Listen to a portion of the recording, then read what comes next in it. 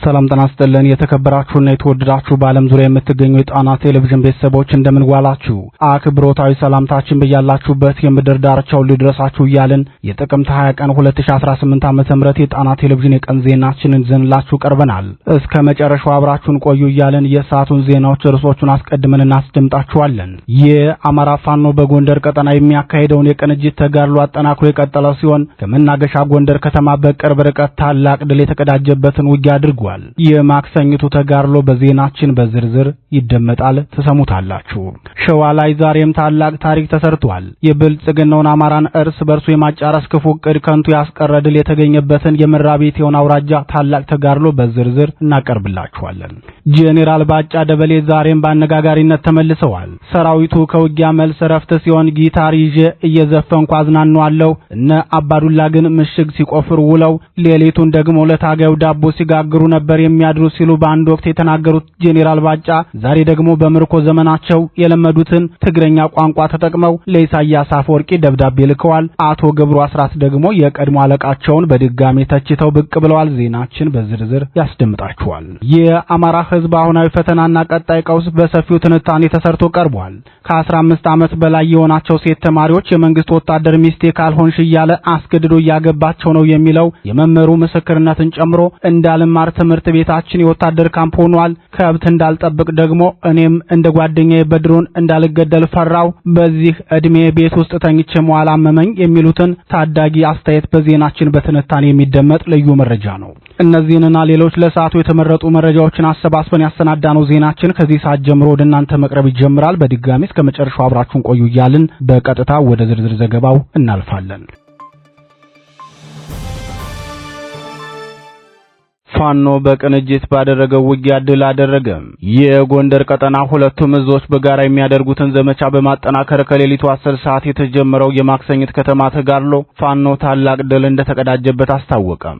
የአፋድ ጎንደር ጠቅላይ ግዛት እዝና የአፋባ ደጃዝማች በላይ ዘለቀ ያደረጉት ተጋድሎ መሆኑን የአጼዎቹ ክፍለ ጦር ቃል አቀባይ አርበኛ መምህር ብዙአየሁ ወንድሙ ተናግሯል። አርበኛ ብዙአየሁ የዕለቱን ተጋድሎ አስመልክቶ ለጣና ቴሌቪዥን በሰጠው ማብራሪያ ከሌሊቱ 10 ሰዓት የጀመረው ውጊያ ነበር። በዚህ ውጊያ ከ20 በላይ የጠላት ሰራዊት እርምጃ ተወስዶበታል፣ ከ25 በላይ ደግሞ ጉዳት ደርሶበታል። ከዚህ በተጨማሪም የአማራን ሕዝብ ለመጨፍጨፍ ጦር ላዘመተው የጠላት ብልጽግና ሰራዊት መሪ ሆነው ሲያገለግሉ የነበሩ ጠቅመኞችንም በቁጥጥር ስር መዋል ችለናል ብሏል። አርበኛው አክሎም ተከታታይ ድል እያደረግን ያለነው ሁለቱም እዞች ወደ አንድነት ለመምጣት ስምምነት ላይ ከተደረሰ በኋላ በመናካሄደው የጋራ ዘመቻ ነው። ፋኖ አንድ ሲሆን ምን ማድረግ እንደሚችል ያሳየንበት ውጊያ ነው። ያለፉትን ቀናት በሙሉ ከቋራ ጀምሮ በመተማ፣ በደባርቅ፣ በበለሳ፣ በማክሰኝት፣ ባለፋ፣ በጣቁሳ በአጠቃላይ በበርካታ የጎንደር ቀጠናዎች በጥምረት ዘመቻ እያደረግን እንገኛለን ሲል ተናግሯል። የእርስ በርስ መተኳኮስን ካስቀረው የእርቅ ፕሮግራም በኋላ በሰራዊታችን ላይ ከፍተኛ መነሳሳትን ፈጥሯል የሚለው አርበኛ ብዙአየሁ ወንድሙ ሲቀጥልም ሰራዊታችን በጠላት ኃይል ላይ የስነ ልቦና የበላይነትን ወስዷል። በሁሉም የውጊያ ግንባሮቻችን ጠላት እየተዳከመና እየተመታ ያለው በቅንጅት በመዝመታችን ነው። የተጀመረው የአንድነት ጉዞ ተሳክቶ አንድ የጋራ ተቋም ከመሰረትን ደግሞ ከዚህ በላይ የተሟላ ድል እናስመዘግባለን ብለዋል። የአጼዎቹ ክፍለ ጦር ቃል አቀባዩ አርበኛ ብዙአየሁ ወንድሙ የዕለቱን ተጋድሎ አስመልክቶ ለጣና ቴሌቪዥን የሰጠውን ማብራሪያ ተከታትለን እንመለስ። ከጣና ቴሌቪዥን ነው። አርበኛ ብዙአየሁ እንደምን ሰነበት? ዛሬ አንተ በቃል አቀባይነት የምትመራው የአጼዎቹ ክፍለ ጦር ማክሰኝት አካባቢ ውጊያ ማድረጉን ሰምተናልና አጠቃላይ እስኪ ዝርዝር መረጃውን አድርሰን። እሺ፣ አመሰግናለሁ። እንደምትሰነበታችሁ። ያው እንዳስተዋወቀኝ የፋኖ መምህር ብዙአየሁ ወንድሙ እባላለሁ። የአጼዎቹ ክፍለ ጦር ህዝብ ግንኙነት ነኝ። ዛሬ ማለትም 10 ሰዓት ጀምሮ ከፍተኛ ወደ ውጊያ ነው ሲደረግ የነበረው። በጦርነቱ የተሳተፉት ከሁለቱ እዞች የተውጣጡ ሰራዊት ነው። ከአጼዎቹ ክፍለ ጦር 3 ብርጌድ የተሳተፈ ሲሆን እንዲሁም ከሌሎች ክፍለ ጦሮች ከአንድነቱ ከአማራ ፋኖ አንድነት በጎንደር ወይም በላይ አንድ ክፍለ ጦር አንድ ብርጌድ ሰራዊት ተሳትፎ አድርጓል። በዚህ ማውደ ውጊያ ከፍተኛ ጉዳት በጠላት ላይ ማድረስ ተችሏል። ከ20 በላይ መከላከያ ሙትና ቁስለኛ ሆኗል። 20 በላይ ሙት ሲሆን ከ25 በላይ መከላከያ ደግሞ የቆሰለ መሆኑን መረጃዎቻችን ያመለክታሉ ማለት ነው። ከዛ በተጨማሪ ከፍተኛ የመላላክ ስራ ይሰሩ የነበረ የስርዓቱ አገልጋይ ባንዳዎች በፋኖ ቁጥጥር ውስጥ ውለው በምርኮ ይገኛሉ ማለት ነው። እጅግ አድርገን እናመሰግናለን። እንግዲህ ከሌሊቱ 10 ሰዓት ጀምሮ የሁለቱም እዞች በጥምረት ያደረጋችሁ ተጋድሎ ይሄን ያክል ውጤት በአጭር ጊዜ የተገኘበት ነው። እዚህ ላይ ግን አርበኛ መምህር ብዙአየሁ ወንድሙ ተጨማሪ ጥያቄ ላቀርብ እስኪ ከዚህ ከሌሊቱ ተጋድሎ በተጓዳኝ በቅርቡ ሁለቱ እዞች የጎንደር ቀጠና ታጋዮች መሪዎች አንድ መሆን ከጀመሩ በኋላ የአንድነት ጉዞ ከተጀመረ በኋላ የጋራ ዘመቻዎች የጋራ ቅንጅት ውጊያዎች የተካሄዱ ነው። ውጤቱም እየተገኘ ነው። ይሄንን እንዴት ትገልጸዋለህ? ለአማራ ትግልስ ያለው ፋይዳ ምንድነው? እሺ አመሰግናለሁ ይርጋ። ከዛ በፊት ያው በዘመቻው ውስጥ የተሳተፉ ብርጌዶችን ልዘርዝርና ወደ ጠየቀኝ ጥያቄ አመራለሁ። ያው በአጼዎቹ ክፍለ ጦር ውስጥ 3 ብርጌዶች ተሳትፈዋል ብያለሁ። አንደኛው ብርጌድ አድኖ አወቀ ብርጌድ ነው። በጣም ገናና ብርጌድ ነው። ሁለተኛው ጀነራል ፈንታ በላይ ብርጌድ ብለን የምንጠራው ብርጌድ ነው። እነዚህ ብርጌዶች ከሌሎች ብርጌዶች ጋር በመጣመር ነው በከፍተኛ ሁኔታ ወደ ውጊያው የተሳተፉት። የተሳተፉት ቅድም እንዳልኩ ሁለት ከባድ የስለላ ስራ ይሰሩ የነበረ የአካባቢውን ሰላም ይረብሹ የነበረ የሚሊሻ ከፍተኛ አመራሮች ነው የተያዙት። ከዛ በመቀጠል ይርጋ እኛ የፋኖ ሰራዊት አባላት የሁሉም ጥያቄ የሆነው ነው የአማራ ፋኖ የወጣበት ዓላማ ወይም ኮዙ ይታወቃል። ከዛ ኮዝ ባፈነገጠ መልኩ ከቅርብ ጊዜ ወዲህ የእርስ በርስ መተኳኮሶች ነበሩ። እነዛም መተኳኮሶች ያፈረ የእርቅ ፕሮግራም ከተደረገ በኋላ በሰራዊቱ ላይ ከፍተኛ የስነልቦና የመነሳሳት ስነልቦና ነው ያለው። ራስን በጠላት ላይ ከፍተኛ የሆነ የስነልቦና የበላይነት ወስዷል። አንድነቱን በጉጉት እየጠበቀው ነው። በከፍተኛ ሁኔታ ነው በጉጉት የሚጠብቀው። ይህም ከጉጉቱ በስተጀርባ ደግሞ አብሮ ሚሽኖችን በመስራት ላይ ይገኛል። እንደሰማው በቋራ ከፍተኛ ተጋድሎ እየተደረገ ነው። የቋራ ኦሜድላ ክፍለ ጦር ከአድዋ ክፍለ ጦር እንዲሁም ከበጌ ምድር ክፍለ ጦርና ከዞብል ጃኖ ክፍለ ጦር አባላት ጋር በመጣመር ከፍተኛ ውጊያ በቀጠና የሚገኘው ካራማራ ክፍለ ጦርን በከፍተኛ ውጊያ እየተደረገ ነው ያለው። በዱባባ ውጊያ አለ፣ ሽንፋ ውጊያ አለ፣ ደለጎ ውጊያ አለ። በቃ በቀጠናው በዛ ቀጠና በቋራ ቀጠና ከፍተኛ ውጊያዎች ከሻውራ ጀምሮ ከፍተኛ ውጊያዎች አሉ። ከዚህም በተጨማሪ በዛሬው ዕለት በተለያዩ ቀጠናዎች ውጊያ አለ። ለምሳሌ በሰሜኑ ቀጠና በሰሜን በደባርቅ ቀጠና አካባቢ ከፍተኛ ውጊያዎች እየተደረጉ ነው። ቅድም እንዳልኩ መግቢያ ላይ እንደተናገርኩት በማክሰኝት አካባቢም ከፍተኛ ውጊያ ነው የተደረገው። ከምሽቱ 10 ሰዓት ጀምሮ ነው ከፍተኛ ትንቅንቅ እስካሁኑ ሰዓት እየተደረገ ያለው። ጠላት በከፍተኛ ሁኔታ በየቦታው እየተደመሰሰ ነው። በትንሽዬ መስዋዕትነት ከፍተኛ ድል እያገኘ ነው ያለ ነው ፋኖ በዚህ ሰዓት ማለት ነው። ይሄን መነሳሳት ያመጣው የአማራ ፋኖ አንድነት ነው ማለት የአንድነት አሁን የተጀመረው አንድነት ነው። ይህ አንድነት ፍሬ ካፈራና መስመር የያዘው አንድ ተቋም ከመሰረትነ ደግሞ ከዚህ በላይ በቅድ በፕሮግራም የተመራ ጦርነቶችንና ውጊያዎችን በማድረግ በጠላት ላይ ከፍተኛ የስነልቦና የበላይነት ከፍተኛ ምርኮ የምናገኝና የምንፈልግለትን ዓላማ ስርዓቱን የመገርሰስ የምንፈልገውን ዓላማ የምናሳከበት ጊዜ ሩቅ አይሆንም ማለት ነው የምፈልገው ይርጋ። ከ260 በላይ ሚሊሻ ፋኖን ተቀላቀለም። የአማራ ፋኖ ህዝባዊ ድርጅት አፋር ሸዋ ጠቅላይ ግዛት እዝ አጼ አምደ ጽዮን ኮር ጀግናው አጼ ዳዊት ክፍለ ጦር በአገዛዙ በብልጽግናው ሰራዊት ላይ እየወሰደ ያለውን የተቀናጀ ጥቃትና የብልጽግናውን አገዛዝ በአማራ ህዝብ ላይ ያደረሰ ያለውን የግፍ ወንጀል በመረዳት በመራቤቴ አውራጃም በሚዳና አሬማ ወረዳ ዙሪያ ከአገዛዙ ኃይል ጋር አብረው ተሰልፈው የቆዩ በርካታ የሚሊሻ አባላት በቀጠናው የሚገኘውን ክፍለ ጦር መቀላቀላቸውን የአጼ አምደ ጽዮን ኮር አስታውቋል።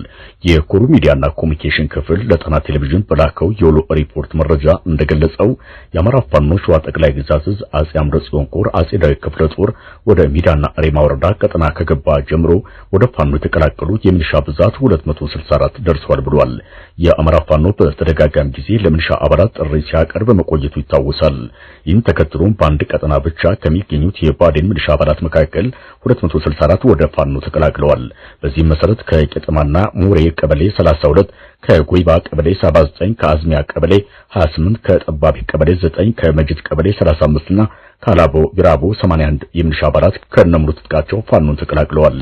ይህ በእንዲህ እንዳለ አገዛዙ በአመሻሽ እድሜው ላይ የኢኮኖሚ ቀውስ ስለገጠመው በበርካታ የሸዋ ጠቅላይ ግዛት በዞንና በወረዳ ደረጃ ህገወጥ የከተማ መሬት ዝርፊያ ላይ መሰማራቱን ከዚህ ቀደም ኮሩ ማስጠንቀቁ ይታወሳል። ከዚህ ጋር ተያይዞ ሰሞኑን የሚዳ ወረዳ አስተዳደር በርካታ የከተማ ይዞታዎችን በካሪ በመሸንሸን በመጪው ጥቅምት 25 ቀን 2018 ዓ.ም በ600 ሺህ ብር መነሻ ዋጋ ጨረታ ማውጣቱን የአጼ አምደ ጽዮን ኮር ሚዲያና ኮሙኒኬሽን ክፍል አስታውቋል። በመሆኑም የአማራ ፋኖ ሸዋ ጠቅላይ ግዛት ዕዝ በተደጋጋሚ ጊዜ ባወጣቸው ማስጠንቀቂያዎቹ መሰረት ከመስከረም 1 ቀን 2016 ዓ.ም ወዲህ የሚደረጉ ማናቸውም መሬት ነክ የሊዝና የከተማ የቤት መስሪያ ማህበራት እንዲሁም ሁሉንም አይነት ባገዛዙ የሚወጡትን የመሬት ጨረታ መከልከሉ በግልጽ ይታወቃል። ስለሆነም ይህን ጉዳይ በውል በመረዳት መላው ማህበረሰባችን ራሳችሁን ከመሰል ህገወጥ ተግባር ተቆጥባችሁ ለአገዛዙ መሳሪያ መግዣ አቅም ከመሆን እንድትቆጠቡ እናሳስባለን። ሆኖም ይህን መመሪያ ተላልፎ ለአማራ ህዝብ ገዳይ ብልጽግና አገዛዝ የጦር መሳሪያ መግዣ የምታዋጡ ከሆነ ለሚደርስባችሁ ጉዳት ኃላፊነቱን ራሳችሁ የምትወስዱ መሆኑን እንድትረዱት ሲል ማሳሰቢያ ሰጥቷል። አማራን እርስ በርሱ ማጫረስና በክልሉ መጠነ ሰፊ ተራዛሚ ማህበራዊ ኢኮኖሚያዊ ቀውስ መፍጠሩን ዓላማ ያደረገው የብልጽግናው አገዛዝ በክልሉ እያካሄደ ያለውን ጦርነት ለማስቀጠል የህዝብን መሬት በመሸጥ የገቢ ምንጭ እንዲሆነው ዓላማው አድርጎ እየሰራበት ይገኛል። ይህን የብልጽግና ዓላማ በመረዳትም ህዝብ የብልጽግናውን ጥሪ እንዳይቀበል ፋኖ ተደጋጋሚ ጥሪ እያደረገ መሆኑ ይታወቃል። የጽምዶ መስራች ስብሐት ነጋ ነው። አቶ ገብሩ አስራት በቅርቡ በኤርትራ መንግስትና በህወሓት መሪዎች መካከል የተፈጠረው ጽምዶ የተባለው ህብረት መስራቹ አቶ ስብሐት ነጋ መሆናቸውን የቀድሞው የትግራይ ክልል ፕሬዝዳንት ገብሩ አስራት ተናገሩ። አቶ ገብሩ በዚሁ ንግግራቸው የኤርትራ መሪዎችና የአቶ ስብሐት ግንኙነት ስር የሰደደ ነው፣ ሌላው ቀርቶ በኢትዮ ኤርትራ ጦርነት ወቅትም እንኳን ኤርትራውያኑ ለአቶ ስብሐት ይደውሉላቸው ነበር ሲሉ ተናግረዋል።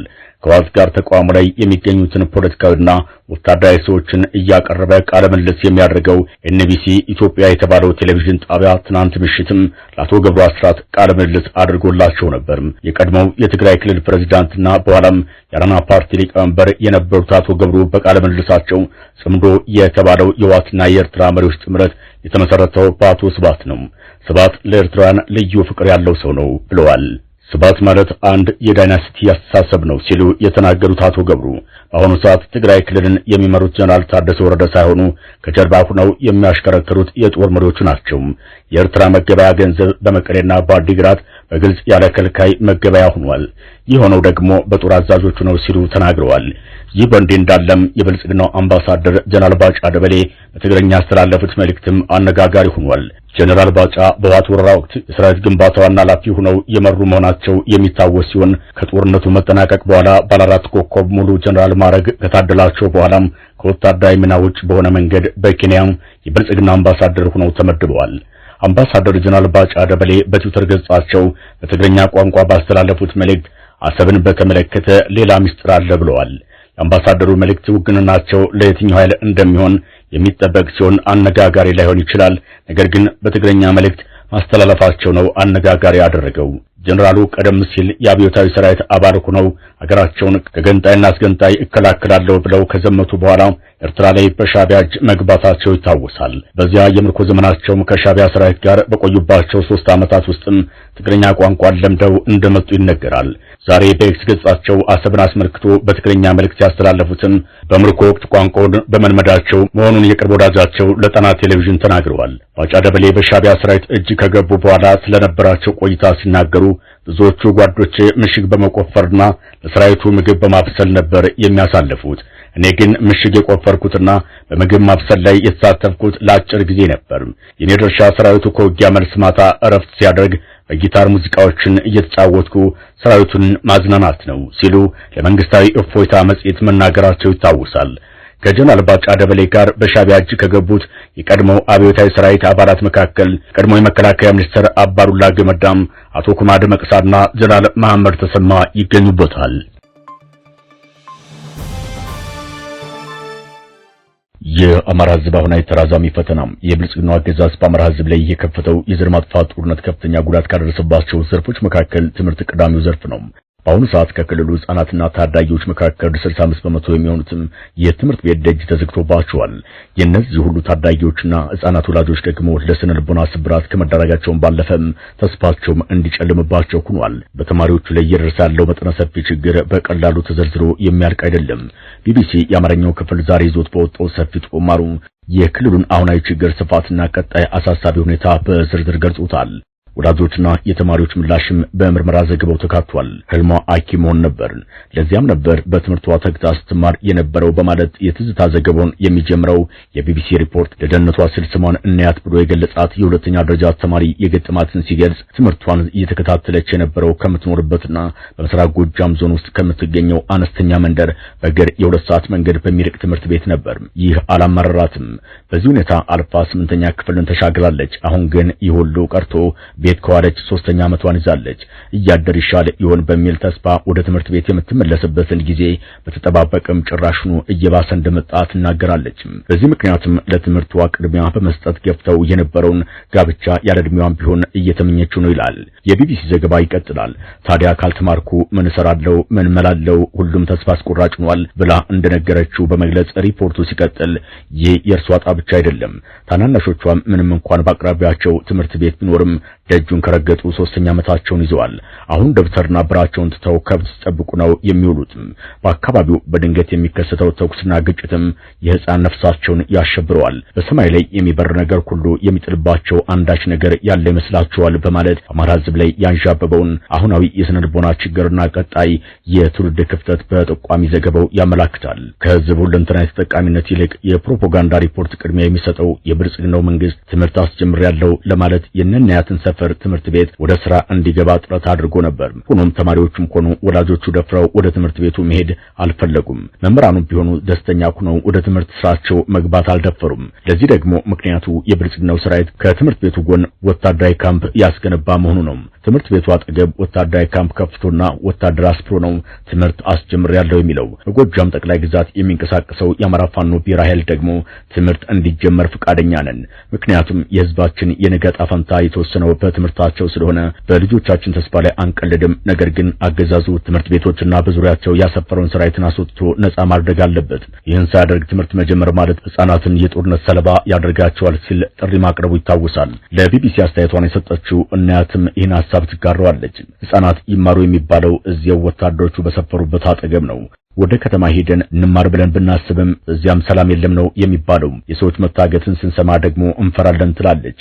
እናያትን ጨምሮ የአራት ልጆች እናት የሆኑትና ስማቸው አንችናሩ በሚል ስም የተቀየረው የአካባቢው ኗሪ በበኩላቸው ወታደሮች መሳሪያ ይዘው በተጠጉበት ትምህርት ቤት ሕፃናት መንፈሳቸው ሳይረበሽ እንዴት ደርሰው ይመጣሉ ሲሉ ይጠይቃሉ። በድንገት የሚከሰተው ተኩስ ደግሞ ዋናው የስጋታቸው ምክንያት መሆኑን ተናግረዋል። እኒህ አስተያየት ሰጭ በአንድ ወቅት ያጋጠማቸውን ክስተትም የሚዘነጉት አይደለም የሚለው የቢቢሲ ዘገባ የሴትዮዋን አስተያየት ሲያስከትልም ልጆቻችን ትምህርት ቤት ላክ፣ ወዲያው ግን ድንገት ግጭት ተከሰተ። ልጆችም ወደ እናታቸው፣ እናቶችም ወደ ልጆቻቸውን መሮጥ ያዝን፣ ሁላችንም መንገድ ላይ ልንቀር ነበር በማለት የብልጽግናውን አገዛዝ በአማራ ሕዝብ ላይ ያደረሰውን የግፍ ጥግ ለቢቢሲ ነግረውታል። ከዚያ ወዲያ ደፍረው ሕፃናት ልጆቻቸውን ወደ ትምህርት ቤት መላክ እንዳልቻሉ ይናገራሉ።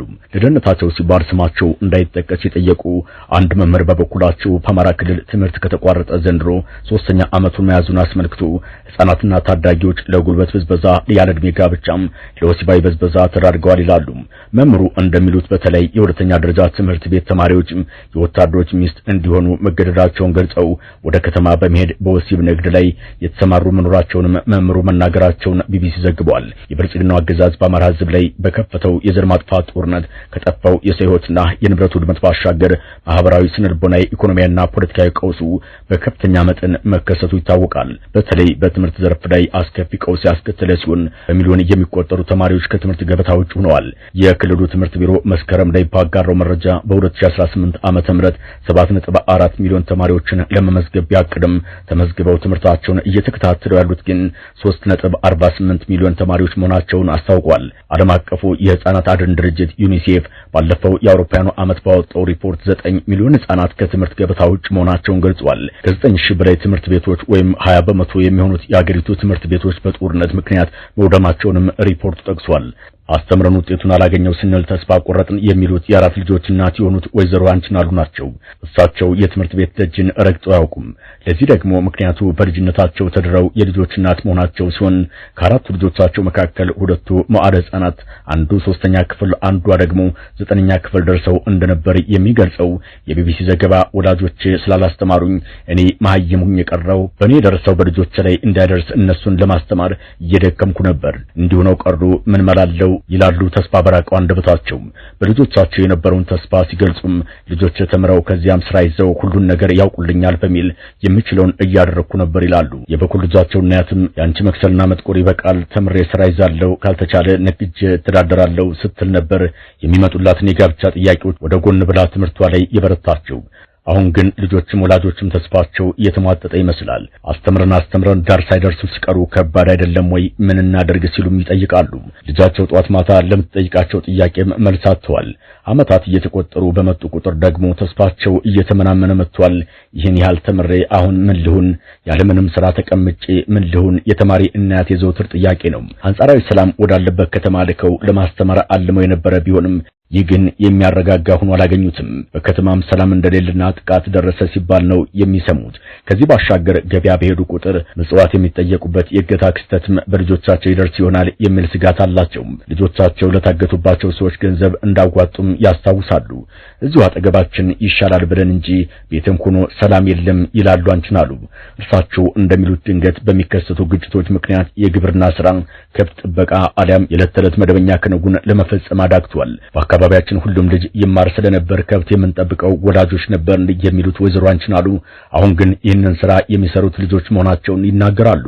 ይህንን ኃላፊነት ለመወጣትም ቢሆን አስቸጋሪ መሆኑን የምትገልጸው ተማሪ እናት በተደጋጋሚ ስለሚጣል ብዙ ጊዜ በር ዘግተን ነው የምንቀመጠው ትላለች። በክልሉ የትምህርት መስተጓጎል አብዝቶ የሚያሳስባቸው መምህር እንደሚሉትም በተለይ በገጠሩ አካባቢ በመንግስት ወታደሮች ካምፕ ሆነው የሚያገለግሉ ትምህርት ቤቶች አሉ ሲሉ መምህሩ ትዝብታቸውን ለቢቢሲ ተናግረዋል። ከአንድ ዓመት በፊት የኢትዮጵያ ሰብአዊ መብቶች ኮሚሽን በአገሪቱ ከ5500 በላይ ትምህርት ቤቶች ከአገልግሎት ውጭ መሆናቸውን ገልጾ ነበር። ከነዚህ ትምህርት ቤቶች መካከል አብዛኞቹ በአማራ ክልል እንደሚገኙ የጠቀሰው ኮሚሽኑ በተፈጥሮና በሰው ሰራሽ አደጋዎች ከወደሙት በተጨማሪም በጦርነት ውስጥ ባሉ አካላት የጦር ካምፕ ሆነው እያገለገሉ ነው ብለዋል። የኮሚሽኑ የሴቶች ህፃናትና የአረጋውያንና የአካል ጉዳተኞች መብቶች ኮሚሽነር እርግበ ገብረሐዋርያት በወቅቱ ለቢቢሲ ሲናገሩ የተማሪዎች ለዓመታት ከትምህርት ገበታ መራቅ እያደረሰ ያለውን ኪሳራም አንስተዋል። ለ3-4 ዓመታት ትምህርት ቤት ያልገቡ ተማሪዎች አሉ። ከህይወታቸው ላይ ይህን ያህል ዓመት እንደመስረቅ ነው። ይህንን ዓመት አንመልስላቸውም። በትውልድ ላይም እየሆነ ያለው ነገር ትክክል አይደለም። እንደ ሀገርም በጣም ትልቅ ነገር እያጣን ነው በማለት ተናግረው ነበር። ቢቢሲ ያነጋገራቸው መምህርም የተማሪዎች ከትምህርት መራቅ ወደፊት የከፋ ኢኮኖሚያዊ፣ ማህበራዊና ፖለቲካዊ ቀውስ ሊያስከትል እንደሚችልም ስጋታቸውን ገልጸዋል። ክቡራትና ክቡራን የጣና ቴሌቪዥን አድማጭ ተመልካቾቻችን የቀን ዜናችን የተከታተላችሁትን ይመስል ነበር። በአመሻሹ የዜና ወጃችን እስከምንገናኝ በዚሁ ተሰናበትን። ጤና ይስጥልን።